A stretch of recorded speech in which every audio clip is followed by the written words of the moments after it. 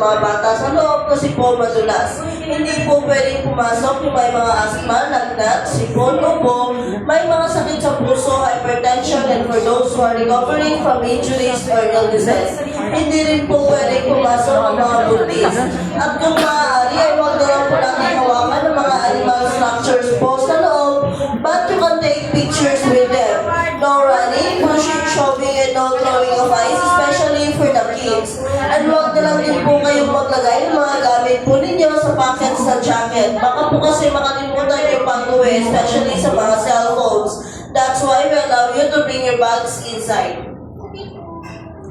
Sa ngayon po ay nasa negative 9 degrees po tayo sa loob, but if you want to stay longer inside, meron po kami available na gloves for only 150 pesos. Then open na rin po yung slide namin sa loob, kaso nga lang po maglalan po kayo ng slide for only 100 pesos.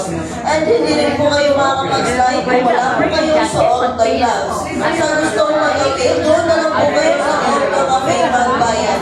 Available din po doon ang hot choco and cut noodles for sale din po.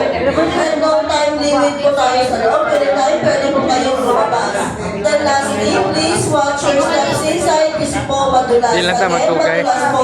Di lang ta magtugay.